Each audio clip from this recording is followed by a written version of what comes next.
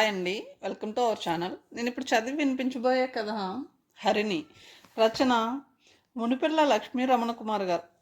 ఇప్పుడైతే కథలోనికి వెళ్దామా? కథలోనికి వెళ్ళే ముందు స్మాల్ రిక్వెస్ట్ ఫ్రెండ్స్, మొదటిసారిగా నా వీడియోని చూస్తున్నవారు ప్లీజ్ సబ్స్క్రైబ్ చేసుకొని చూడండి. ఇప్పుడైతే కథలోనికి వెళ్దామా? Madonna college of engineering and technology. అందమైన బోర్డు ఎండలో దగదగా మెరుస్తుంది. నిజానికి ఆ కాలేజీ స్థాపించాలనుకున్న చింతపిక్కల మాదన్న గారు దానికి తన పేరే పెట్టాలని అనుకుని శంకుస్థాపన ముహూర్తం కోసం ఒక గొప్ప సిద్ధాంతాన్ని సంప్రదించారు. ఆ సిద్ధాంతికి విద్యతో పాటు లోకజ్ఞానం, లోకానుభవం కూడా ఉన్నాయి. మాదన్న పేరు పెడితే కుర్రకారు అట్రాక్ట్ కారేమోనని అనిపించింది ఆయనకి.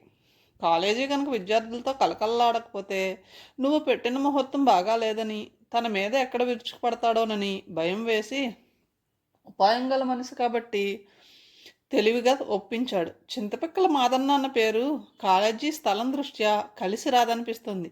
పోనీ మీకు మరీ పట్టుదలగా ఉంటే మీ పేరుకి సరిపోయేటట్లు మాదన్న బదులు మెడోన్నా అని పెడదాం అన్నాడు.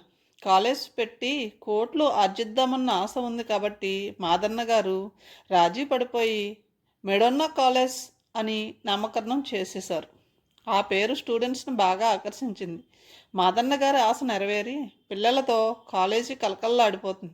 కాలేజీకి ముందు వెనక చక్కటి గార్డెన్, మధ్యలో అద్భుతమైన బిల్డింగ్లు ఉన్నాయి.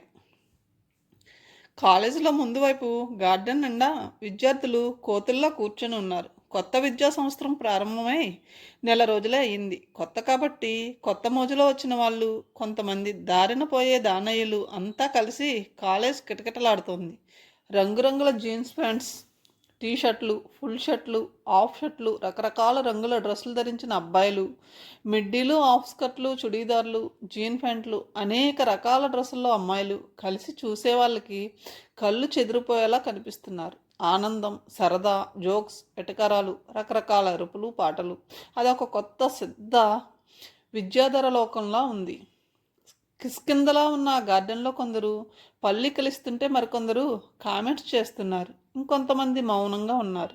వాళ్ళంతా ఒక్కలాగే పైకి కనిపిస్తున్నా ఈ ప్రపంచంలో ఉన్నట్లే చాలా రకాల మనుషులు ఉన్నారు. కొందరు వేదాంతులు కూడా ఉన్నారు. కొందరు ప్రేమికులు, మరికొందరు భగ్న ప్రేమికులు కూడా ఉన్నారు. వారసత్వంగా పాలిటిక్స్లో తిరిగే వాళ్ళు ఉన్నారు.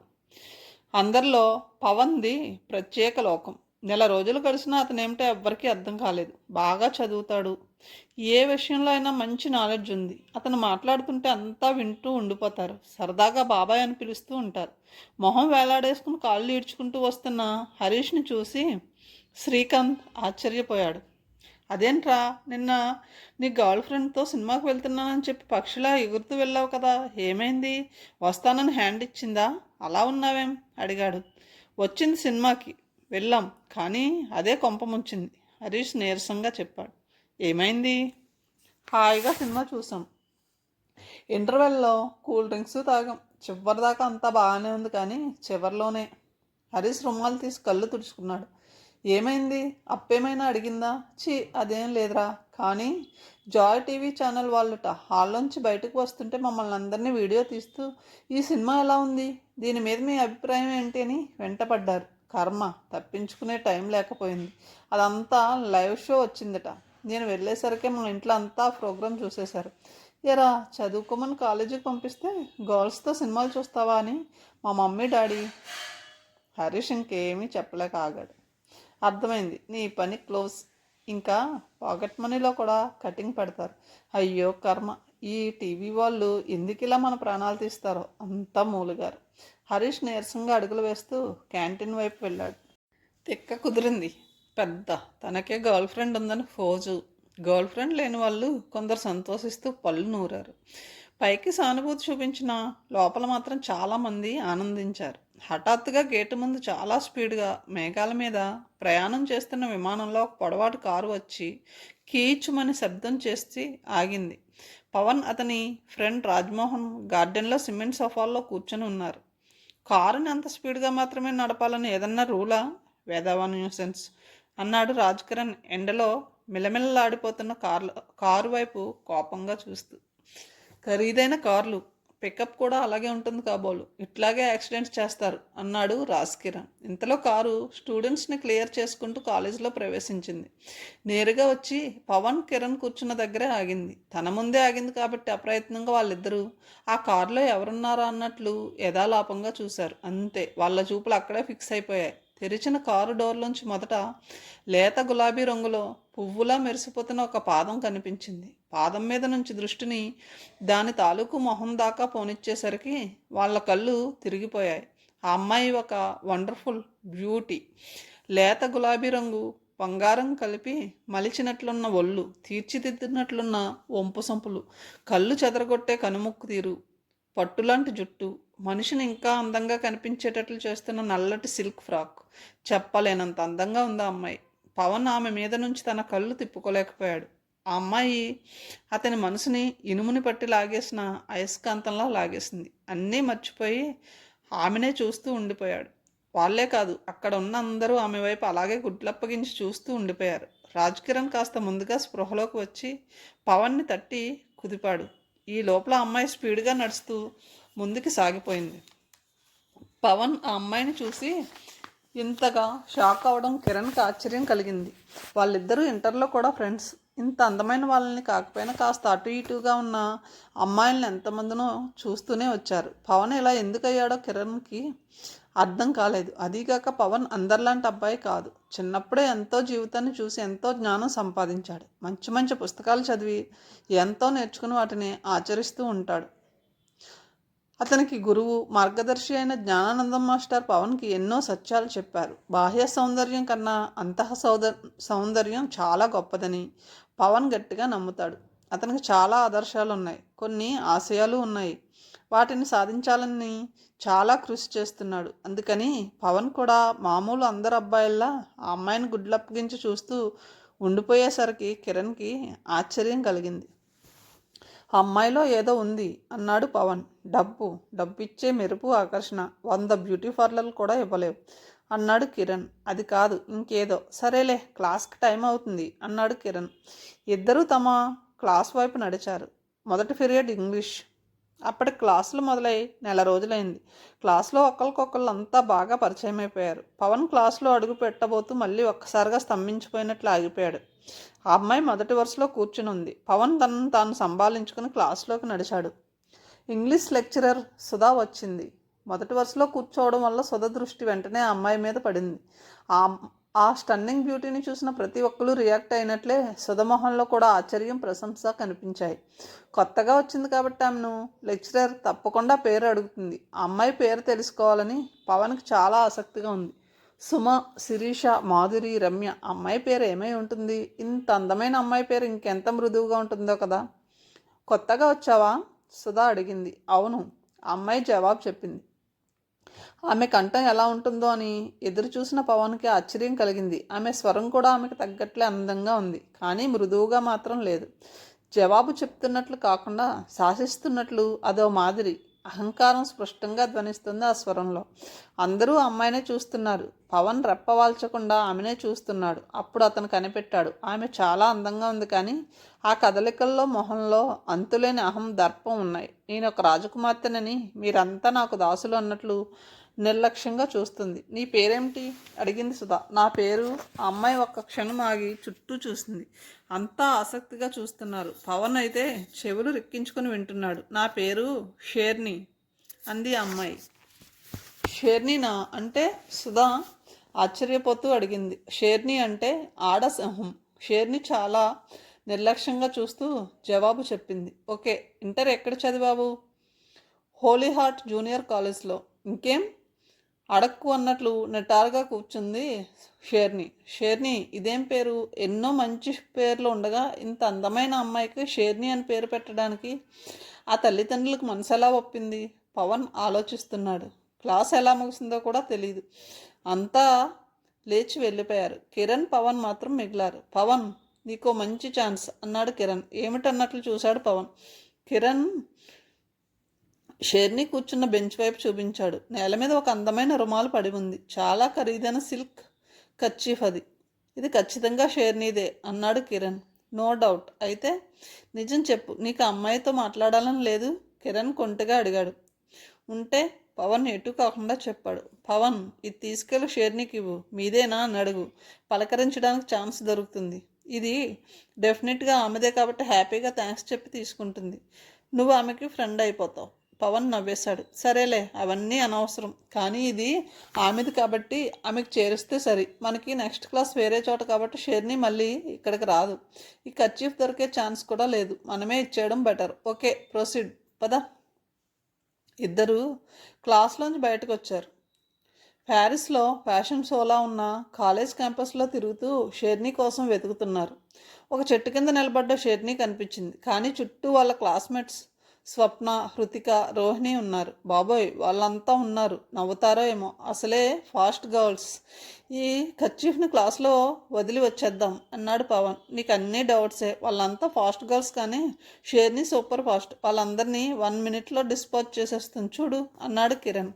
కిరణ్ జోస్యం 100% కరెక్ట్ అయింది. ఇద్దరూ అక్కడికి చేరే లోపలే షేర్ని వాళ్ళతో డైలాగ్స్ కట్ చేసేసినట్లుంది. వాళ్ళంతా వెళ్ళిపోయారు. షేర్ని ఒక్కతే నిలబడి ఉంది. వెళ్ళి ఇచ్చిరా అన్నాడు కిరణ్ షేర్నీకి వినపడకుండా గుసగుసగా. పవన్ బెదరగా చూశాడు. ముందుకు నడిచాడు. ప్లీజ్ ఎక్స్క్యూజ్ మీ అన్నాడు పవన్. షేర్ని తటాలని ఇటు తిరిగింది. ఆ తిరగడంలో ఒక వేగం, ఒక వడి, ఆ మొహంలో రాజసం, దర్పం. ఇది మీదేనా? కర్చీఫ్ చూపిస్తూ అడిగాడు పవన్. షేర్ని కనుబొమ్మలు, ముక్కు చిట్లించింది. పవన్ వైపు సూటుగా చూసింది. ఆ కళ్ళలో కనిపిస్తున్న తిరస్కారం, అహం చూసి పవన్ కృంగిపోయాడు.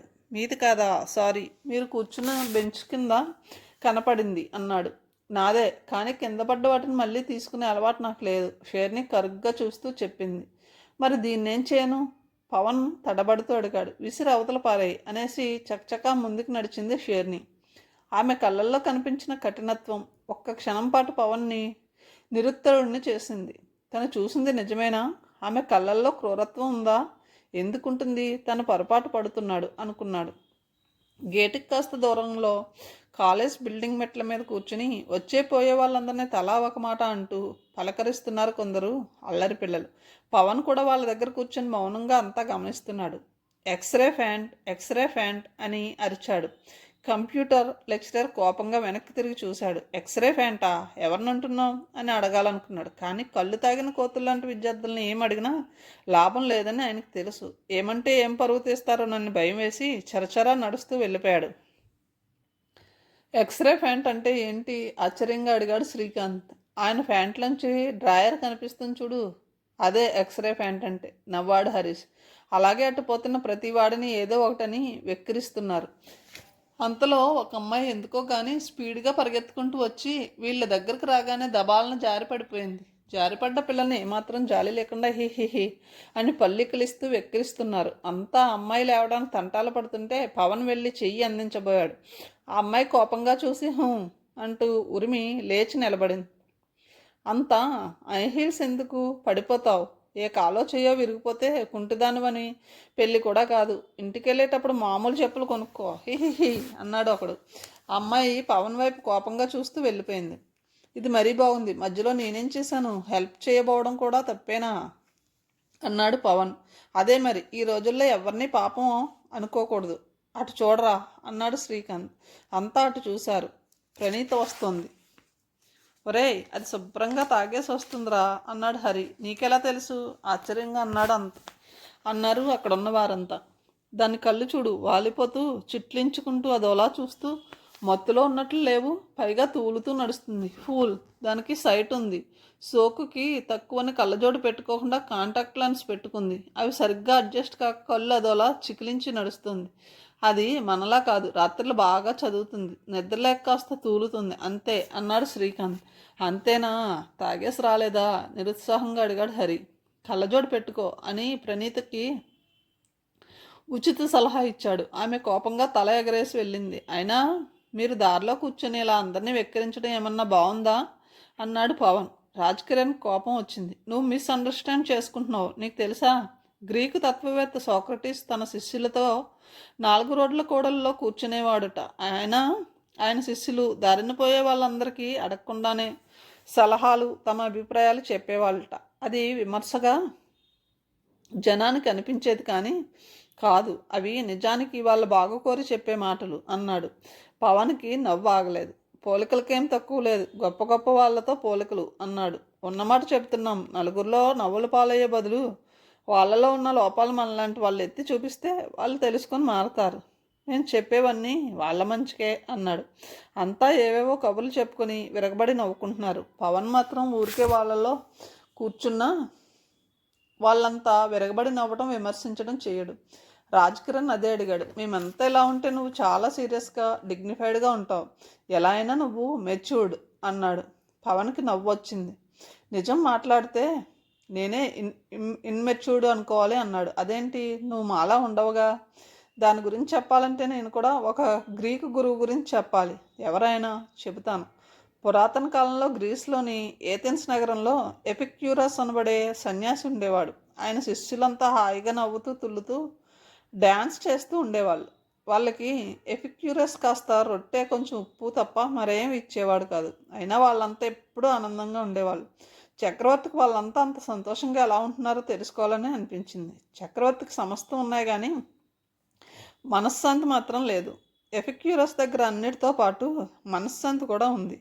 అతని మనశ్శాంతి అతనికి అన్నీ ఇచ్చింది. చక్రవర్తికి ఎపిక్యూరస్ని చూడాలని అనిపించింది. ఆయన ఉంటున్న చోటుకు వెళ్ళాడు. ఒక తోటలో ఆయన శిష్యులంతా ఆయన చుట్టూ చేరి హాయిగా డ్యాన్స్ చేస్తున్నారు. ఎపిక్యూరస్ కూడా డ్యాన్స్ చేస్తున్నాడు. చక్రవర్తిని కూడా పట్టించుకున్నంత తన్మయత్వంతో ఆయన శిష్యులు డ్యాన్స్ చేస్తున్నారు. రండి, మీరు కూడా రండి, అంతా కలిసి నాట్యం చేద్దామని పిలిచాడు ఎపిక్యూరస్. చక్రవర్తి వెళ్ళాడు కానీ డ్యాన్స్ చేయలేకపోయాడు. మనసంతా ఎన్నో చింతలు, ఆలోచనలు. జనం ఏమనుకుంటారోని భయం. డ్యాన్స్ చేయాలంటే మనసు స్వేచ్ఛగా హాయిగా ఉండాలి. అహంతో నిండి ఉన్న మనసు నాట్యం చేయలేదు. చక్రవర్తి నాట్యం చేయలేకపోయాడు. నాకు మనశ్శాంతిని ప్రసాదిస్తే నీకు కావలసినంత సంపద ఇస్తానని చక్రవర్తి ఎపిక్యూరస్ని కోరాడు. నీ సంపద నాకు అక్కర్లేదు, కానీ నీకు సంతోషంతో ఉండే మార్గం మాత్రం చెబుతాను అన్నాడు ఎపిక్యూరస్. ఆ తర్వాత ఇలా బోధించాడు. నీ రాజు వేషాన్ని వదిలేయి. ఆ బరువు తగ్గాక చాలా తేలిగ్గా అనిపిస్తుంది. సంఘం గురించి మర్చిపోయి ప్రకృతి గురించి ఆలోచించు. నీ కోరికలను ఇవాళ వరకే పరిమితం చేసుకో. మేము ఇదే చేస్తున్నాం. మా బాధ్యతలను మేము వదిలిపెట్టలేదు, కానీ వాటిని ఈ రోజుకే పరిమితం చేసుకున్నాం. ఈ రోజుకి నీ బాధ్యతల్ని నిర్వర్తించి ఈ రోజు వరకే నీ కోరికల్ని పరిమితం చేసుకొని ఈ రోజు కోసమే బతికితే ఎంతో ఆనందం లభిస్తుంది. దేశానికి చక్రవర్తి కావడం కాదు, నీ మనసుకు నువ్వు రాజు కావాలి. మనసును సరిగ్గా పరిపాలించిన వాడు ఎవరికైనా సుఖం దక్కుతుంది. చక్రవర్తి చాలా సంతోషించాడు. ఇది ఎపిక్యూరస్ కదా అన్నాడు పవన్. అందుకని నేను చెప్పేది ఏంటంటే నాలో అహం పోలేదు, అందుకే మీలా ఉండలేకపోతున్నాను అన్నాడు. అంతా నవ్వేశారు. సెకండ్ ఇయర్ ఎలక్ట్రానిక్స్లో విరజ అనే అమ్మాయి ఉంది. క్లాసులో తల తిరిగి పడిపోయింది. కాలేజ్ పిల్లలంతా కలిసి ఆమెను సిటీలో ఒక హాస్పిటల్లో చేర్పించారు. వాళ్ళు ఎమర్జెన్సీ ట్రీట్మెంట్ మాత్రం చేశారు. 1 గంట అయినా విరజ స్పృహలోకి రాలేదు. ఆ అమ్మాయి తన బంధువుల ఇంట్లో ఉండి చదువుకుంటుంది. వాళ్ళు చాలా పేదవాళ్ళు. వాళ్ళలో విరజ ఒక్కతే ఇంజనీరింగ్ దాకా వచ్చి చదువుతున్న మనిషి. వెంటనే క్విక్ రిలీఫ్ హాస్పిటల్కి షిఫ్ట్ చేయాలి. అక్కడైతే అడ్వాన్స్డ్ మెడికల్ ట్రీట్మెంట్ దొరుకుతుంది, లేకపోతే లైఫ్కే డేంజర్ అన్నారు డాక్టర్లు. క్విక్ రిలీఫ్ హాస్పిటల్లో కాలు పెడితే చాలు 50,000 వదులుతాయి అంటారు. విరజా వాళ్ళు అంత డబ్బు ఇచ్చే స్థితిలో లేరు. మరి షిఫ్ట్ చేయకపోతే ప్రాణానికే గండం అంటున్నారు. ఏం చేయాలో ఎవరికి పాలుపోలేదు. ముందు విరజని సేవ్ చేయాలి. ఫీజు కావాల్సి వస్తే తలా కొంచెం కాంట్రిబ్యూట్ చేసుకుని ఇచ్చేద్దాం అన్నాడు పవన్. ఈ మాట అందరికీ నచ్చింది. అప్పటికప్పుడు తలా కాస్త డబ్బు వేసి అడ్వాన్స్ కట్టి విరజని క్విక్ రిలీఫ్ కార్పొరేట్ హాస్పిటల్లో చేర్పించారు. వాళ్ళ శ్రమ వృధా కాలేదు. ఫీజు సంగతి అవతల పెడితే క్విక్ రిలీఫ్ హాస్పిటల్లో విరజకి చేసిన చికిత్స అపూర్వం, అద్భుతం. వాళ్ళు వైద్యులా లేక అపర ధన్వంతరాలా అనిపించింది పవన్కి. ఏవేవో పరీక్షలు చేశారు, మందులు ఇచ్చారు, కంటికి రెప్పలా కాపాడారు. మీరు ఆమెను తేవడం ఏమాత్రం లేట్ అయినా ప్రాణం పోయి ఉండేది అని చెప్పారు డాక్టర్లు. పవన్కి ఎంతో సంతోషం అనిపించింది. క్షణంలో ఎన్ని ప్రాణాలన్నా తీసేయవచ్చు, కానీ యుగాలు ప్రయత్నించిన ఒక్క ప్రాణాన్ని కూడా ఎవ్వరూ పోయలేరు. జీవితం ఎంత విలువైంది. అంత విలువైన నిండు జీవితం నిలబెట్టగలిగినందుకు స్టూడెంట్స్ అంతా సంతోషించారు. 2 రోజుల్లో ఆమెని డిశ్చార్జ్ చేస్తాం అన్నారు హాస్పిటల్ వాళ్ళు. అప్పుడు వచ్చింది సమస్య. బిల్ 80,000 అయింది. 10,000 అడ్వాన్స్ కట్టారు. ఇంకా 70,000 కావాలి. విరజ ఇంట్లో వాళ్ళు ముందే చేతులెత్తేశారు. తామే గనక అయితే పిల్ల పోతే పోయిందిలమ్మని ఊరుకునే వాళ్ళం కానీ ఇంత గొప్ప హాస్పిటల్లో చేర్పించి ఉండేవాళ్ళం కాదని వాళ్ళు ముందుగానే చెప్పారు. ఇక అంతా కాంట్రిబ్యూట్ చేసుకుని బిల్లు కట్టాల్సిందే. ఒక్కొక్క క్లాస్కి ఒక్కొక్క విద్యార్థి ఆ క్లాస్లో డబ్బు వసూలు చేసి తేవాలని నిర్ణయం చేశారు. పవన్ క్లాస్లో వసూలు చేసే బాధ్యత పవన్ మీద పడింది. మెడికల్ ట్రీట్మెంట్కి బిల్లు కట్టాలి అనగానే చాలామంది వాలంటరీగా అడగక ముందే ఇచ్చేశారు. ఎవరి ఇష్టం వచ్చినంత వాళ్ళే ఇవ్వచ్చని, బలవంతం ఏమీ లేదని ముందే చెప్పేశారు. డబ్బున్న స్టూడెంట్స్ కొందరు ఒక్కొక్కరు 2000, 3000 కూడా ఇచ్చారు. క్లాస్లో ఇవ్వగలిగిన వాళ్ళంతా ఇచ్చేశారు. కొంతమంది పూర్ స్టూడెంట్స్ ఇవ్వలేనందుకు బాధపడుతూ సారీ చెప్పారు. వాళ్ళ పరిస్థితి తెలుసు కాబట్టి ఎవరూ ఏమీ అనలేదు. ఇక మిగిలింది షేర్ని. షేర్ని కారిడార్లో నిల్చొని ఉంది. పవన్తో పాటు శ్రీకాంత్ కూడా వచ్చాడు. షేర్ని నల్లటి స్కర్టు, నల్లటి బ్లౌజ్ ధరించి ఉంది. ఆ నలుపు రంగు డ్రెస్సులు షేర్నీకి చాలా ఉన్నాయని ఆ కొద్ది కాలంలోనే పవన్కి తెలిసిపోయింది. ఇప్పుడు షేర్నీ వేసుకున్న డ్రెస్ నలుపు అని పేరే కానీ దాని నిండా అత్యంత ఖరీదైన ఎంబ్రాయిడరీ ఉంది. బ్లౌజ్ అయితే నిండా బంగారు రంగు టిక్లీలు, జరీ దారాలు వేసి కుట్టారు. అందువల్ల ఆ బ్లౌజ్ని బంగారంతో చేసి నల్ల రంగు అక్కడక్కడ అద్దారా అని భ్రమ కలిగించేటట్లు ఉంది. నలుపు రంగు పనికిరాదంటారు. నలుపు రంగు విచారానికి, సంతాపానికి చిహ్నం అంటారు. కానీ నలుపు రంగుని ఎంత అందంగా, దర్పంగా ప్రదర్శించవచ్చునో చూడాలంటే షేర్నీ డ్రెస్సులు చూడాల్సిందే. షేర్నీని దూరం నుంచి చూస్తూనే శ్రీకాంత్ మెల్లగా గొనుకాడు. ఆ డ్రెస్ చూసావా? నువ్వు నమ్ముతావో లేదో, అది 18,000. పవన్ ఆశ్చర్యపోయాడు. అవును, మొన్న మా చెల్లెలకి డ్రెస్ కొనాలని వెళ్ళాము. అక్కడ షోకేస్లో పెట్టారు. సరదాకి అడిగితే ధర తెలిసింది. అంత ఖరీదైన డ్రెస్ కాలేజీకి అవసరమా? అది ఆ మనిషిని బట్టే ఉంటుంది. నీలాంటి నాలాంటి మనుషులకు అది అనవసరం అనిపిస్తుంది. ఖరీదైన మనుషులు ఎక్కడికి వెళ్ళినా కూడా ఖరీదైనవే వేసుకుంటారు. ఆ వాచ్ చూడు, బంగారంతో చేసి వజ్రాలు పొదిగారు. అది 1,50,000. అట్లాంటివి షేర్నీ దగ్గర చాలా ఉన్నాయి. డ్రెస్కి తగ్గట్లు మార్చేస్తుంది. పవన్ నోరు తెరిచి వింటున్నాడు. అవన్నీ చాలా ఖరీదైనవే అని మాత్రం అనుకున్నాడు. కానీ ఇంతంత ఖరీదని మాత్రం అతనికి తెలీదు. ఇంకేం బాగానే ఇస్తుందేమో తన కాంట్రిబ్యూషన్ అన్నాడు. ఇద్దరు ముందుకు కదిలారు. షేర్నీని చూస్తే ఎందుకో గాని పవన్కి గుండె కొట్టుకుంటుంది. ధైర్యంగా ఆమె కళ్ళలోకి చూసి మాట్లాడాలంటే జంకుగా అనిపిస్తుంది. ఆమె పట్ల తనకున్న అట్రాక్షన్ ఎక్కడ పసికట్టేస్తుందనే భయం. శ్రీకాంత్కి అయితే షేర్నీని చూస్తే చచ్చే బెదురు. అందరినీ వెక్కిరించి వెటకారం చేస్తాడు కానీ షేర్నీని చూసి వణుకుతాడు. ఇద్దరూ షేర్నీ ముందు నిల్చున్నారు. పవన్ గుండె వేగంగా కొట్టుకుంటోంది. జంకు బెరుకు ఆవరించి ఎలా అడగాలో తెలియక చూస్తూ నిలబడ్డాడు. ఇద్దరూ అలా సందేహిస్తూ జంకుతూ నిలబడి ఉంటే షేర్నీ వాళ్ళు వచ్చింది తన దగ్గరకు కానట్లే మొహం పెట్టి నిల్చుంది. కనీసం కళ్ళెత్తి వాళ్ళ వైపు చూడను కూడా లేదు. పన్నెత్తి పలకరించలేదు. అసలు వాళ్ళు అక్కడ లేనట్లే కేర్లెస్గా తన దారిని తాను నిలబడింది. శ్రీకాంత్ బెదురుగా చూస్తున్నాడు. నెమ్మదిగా పవన్ చెయ్యి నొక్కాడు. పవన్ తన వైపు చూడగానే అడుగు అన్నట్లు సైగ చేశాడు. పవన్ ఎలాగో ధైర్యం చేశాడు. విరజకి సీరియస్ అవుతే హాస్పిటల్లో చేర్పించాము అన్నాడు.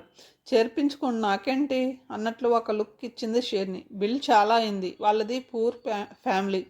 అంతా కాంట్రిబ్యూట్ చేసి బిల్లు కడుతున్నాం. మీరు ఎంత ఇస్తారో చెబితే అసలే సీరియస్గా ఉన్న షేర్ని ఆ మాటతో నిప్పులు చెరుగుతున్నట్లుగా మారిపోయింది. అందమైన ఆ కళ్ళు, మొహం అన్నీ వికృతంగా మారాయి. నేను ఎందుకు ఇవ్వాలి? కోపంగా అడిగింది. ఒకరికొకరు అంతే. ఎవరికెవరో నాకు అనవసరం. డోంట్ ఎక్స్పెక్ట్ ఎనీథింగ్ ఫ్రమ్ మీ. నేను ఒక్క పైసా కూడా ఇవ్వను, షేర్ని నిష్కర్షగా చెప్పింది.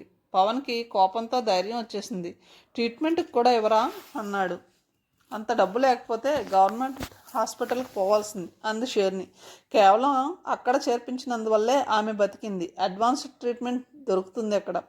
అయితే ఈమె సంగతి సరే, మరి ఎంతోమంది సరైన వైద్యం లేక చేస్తూనే ఉన్నారు. మీరు వాళ్ళందరినీ షేర్ చేస్తారా, చేయగలరా అడిగింది షేర్ని. చేయలేకపోవచ్చు. మనం లోకంలో అందరికీ చేయలేం. కనీసం మనకు తెలిసిన వాళ్ళకైనా మనం హెల్ప్ చేయాలి. ఏడ్చినట్లుంది. మనకి తెలియకపోవడం వాడి కర్మ అన్నమాట. సరే, ఎవడి కర్మ వాడు అనుభవిస్తాడు. నేను మాత్రం సింగిల్ పైసా కూడా ఇవ్వను, ఖచ్చితంగా చెప్పేసింది షేర్ని. పవన్, శ్రీకాంత్ నిర్గంతపోయి చూస్తున్నారు. తమ కాలేజ్ మేట్కి ప్రాణం మీదకి వస్తే కూడా ఎంత మాత్రం చలించకుండా నేను మాత్రం ఒక్క పైసా కూడా ఇవ్వనని భీష్మించుకుని కూర్చున్నామని ఏమనాలో కూడా అర్థం కాలేదు వాళ్ళకి. చేసేది లేక వెనుతిరిగారు. ఇదెక్కడ కేసు బాస్? చూస్తే మహా కరోడలా ఉంది అన్నాడు శ్రీకాంత్. పవన్ జవాబు చెప్పలేదు. ఈ డబ్బున్న వాళ్ళు ఇంతే, ఏ ఫీలింగ్స్ ఉండవు. జాలి దయ వాళ్ళ నుంచి ఎక్స్పెక్ట్ చేయలేం. ఏదన్నా చాటి ఇచ్చినా ఇన్కమ్ ట్యాక్స్ నుంచి ఎగ్జంప్షన్ ఉంటే ఇస్తారు. జాలి దయ అనేవి స్వతఃసిద్ధంగా ఉండే గుణాలు. దేన్ని జనరలైజ్ చేయలేం. డబ్బుంటే జాలి దయ ఉండవని కాదు, మనిషి గుణానికి ధనానికి సంబంధం లేదు అన్నాడు పవన్. అంతేలే, డబ్బు దగ్గర ఎవరు ఎలా ప్రవర్తిస్తారో తెలియదు అన్నాడు శ్రీకాంత్. ప్రపంచంలో చెడ్డవాళ్ళు ఎంతమంది ఉన్నా మంచి వాళ్ళకి ఉదారులకి కూడా కొదవలేదు. విరజ బిల్లు డబ్బు ఆ రోజే కలెక్ట్ అయిపోయింది. అంతేకాదు, విరజకి బ్రెయిన్లో ఏదో చిన్న ప్రాబ్లం ఉందని, దానికి చిన్న ఆపరేషన్ చేయాలని, దానికి మరో 60,000 ఖర్చు అవుతుందని తెలిసింది. దానికి కూడా డబ్బు కాంట్రిబ్యూట్ చేసేందుకు చాలామంది ముందుకు వచ్చారు. లెక్చరర్లు, ప్రిన్సిపల్ కూడా తమ వంతు డబ్బు ఇచ్చారు. కాలేజ్ మేనేజ్మెంట్కి ఆ హాస్పిటల్ మేనేజ్మెంట్ తెలుసుట. వాళ్ళు మాట్లాడే ఫీజులో కన్సెషన్ ఇప్పించారు. చివరికి ఈ వచ్చే మిగిలింది. దాన్ని విరజకి ఇచ్చి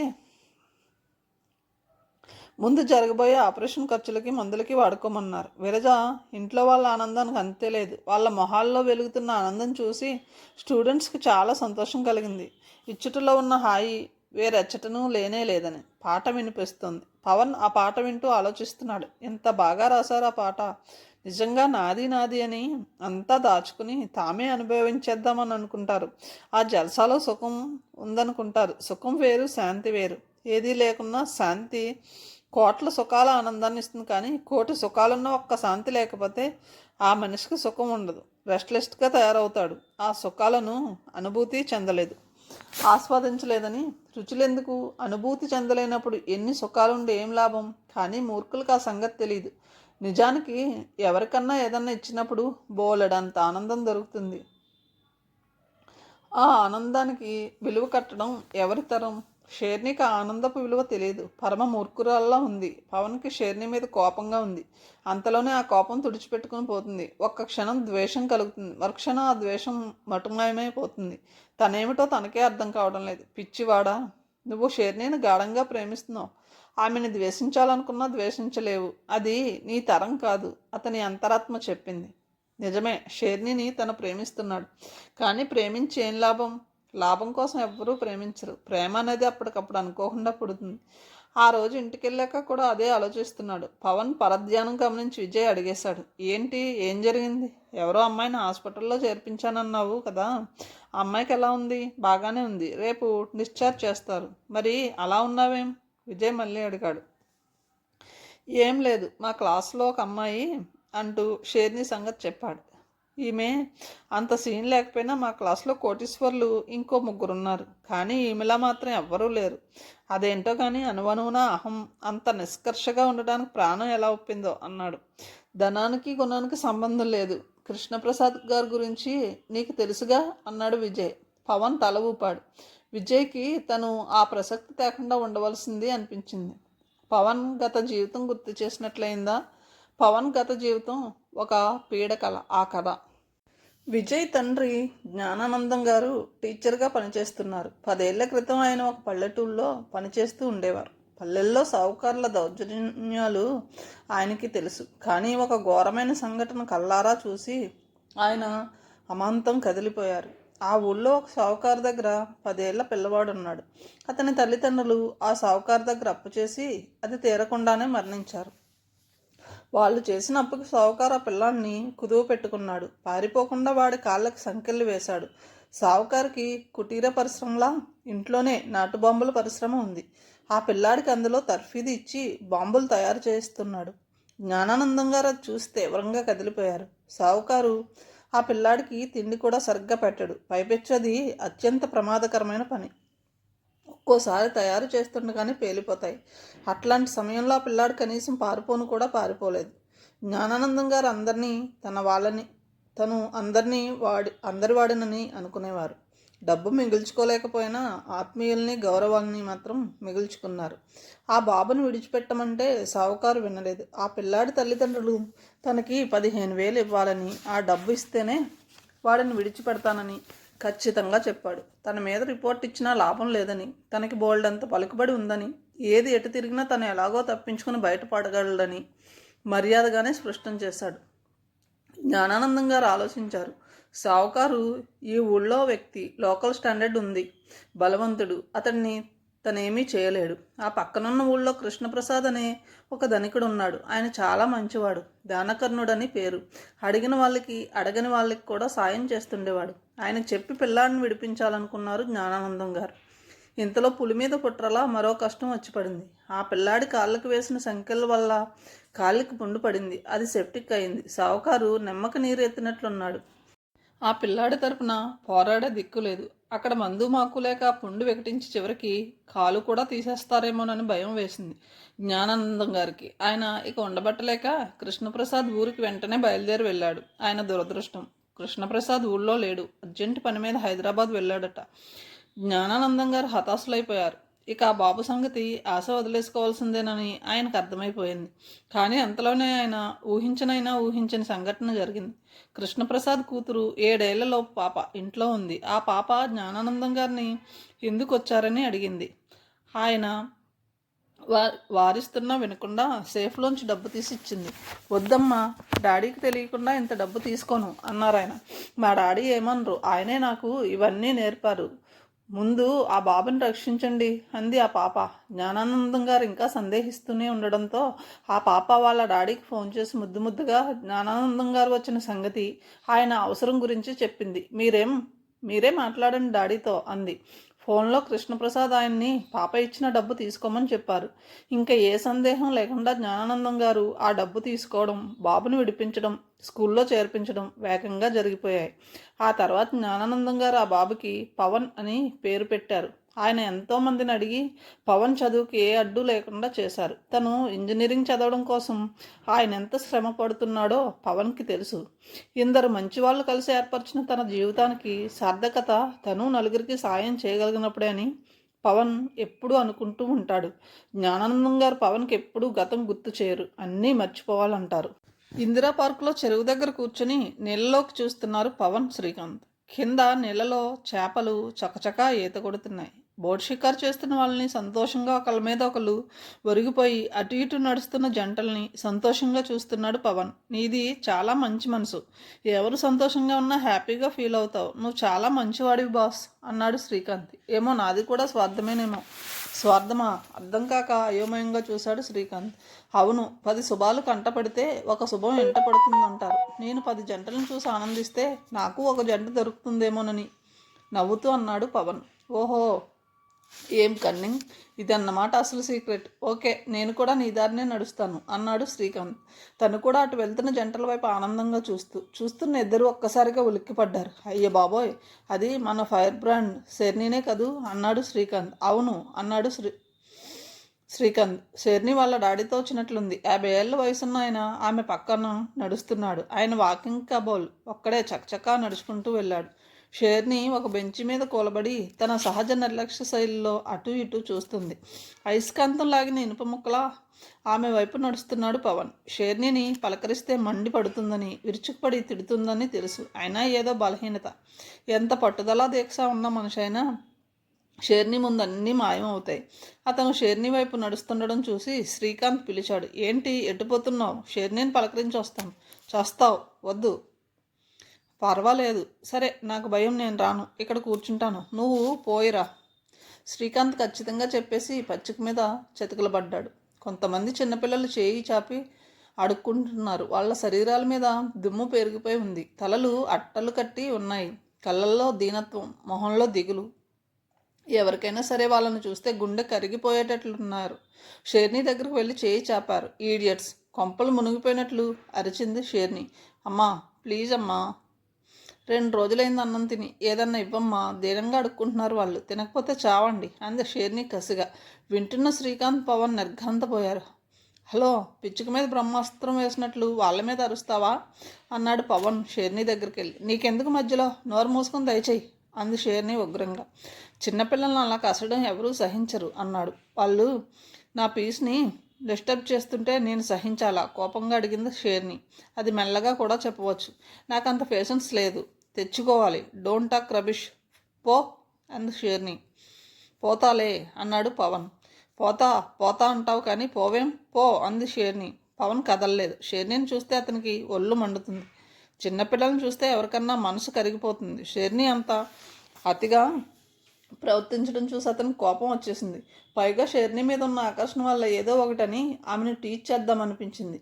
ఆ పిల్లల వైపు తిరిగాడు. ఇట్లా అయితే ఎలా? ఏ వృత్తిలో వాళ్ళకి ఆ టెక్నిక్ తెలియాలి. మీకు మనిషిని చూడగానే వాళ్ళు మంచి వాళ్ళో కాదో తెలిసిపోవాలి అన్నాడు మెల్లగా. షెర్నీ కోపం ఆగలేదు. ఏం మాట్లాడుతున్నావు?